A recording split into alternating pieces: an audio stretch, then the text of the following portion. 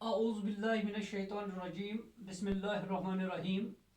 Dear students of class 4th, today on 2nd June 2021, our topic is trees. We are going to solve the textual questions of this poem, Trees. It is page number 53 of your textbook. Dear students, see the page number 53 of your textbook.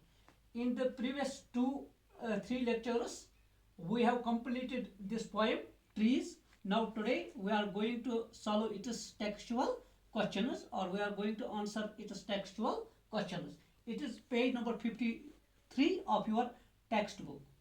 So students, kindly see the page number 53 of your textbook. It is here. What does the poet compare a tree with? शायर दरख्त को किस चीज के साथ मुवाजना करता है, किस चीज के साथ इसको वो मुकाबला करता है, किस चीज के साथ इसका वो मुवाजना करता है? तो the poet compares a tree with a human being. ये इसको इंसान के साथ मुवाजना करता है, मुकाबला करता है, क्योंकि इसमें क्या सिमिलरिटी उसने दिखाई है. जिस तरह इंसान जमीन से रिज़्क हासिल करता है, इसी तरह ये जो दरख्त है ये भी वाटर मिनरल्स कहाँ से हासिल करता है? ये भी इसी से हासिल करता है, ज़मीन से.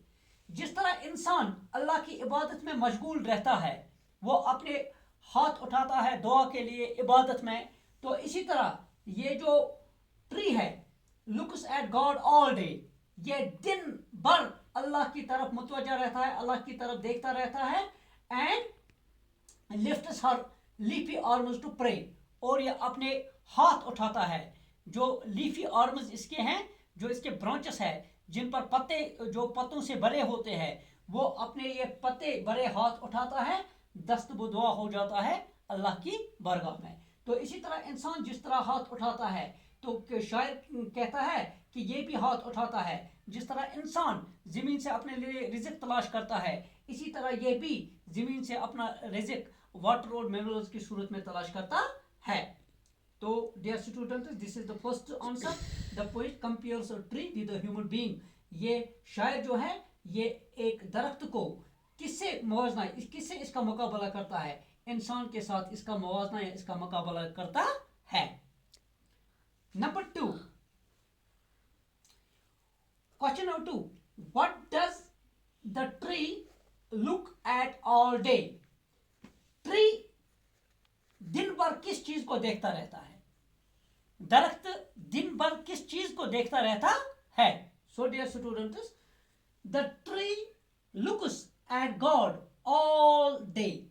वो दिन भर अल्लाह की तरफ, खुदा की तरफ देखता रहता है, यानी कि मुतवज्जा रहता है, यानी कि हर आन हर लम्हा अल्लाह के अहकामात की पैरवी करता है. जिस ढंग से, जिस तरीके से इसको अपना काम करना है, उसी तरीके से अपना फराइज अंजाम देता है. कौन? दरख्त.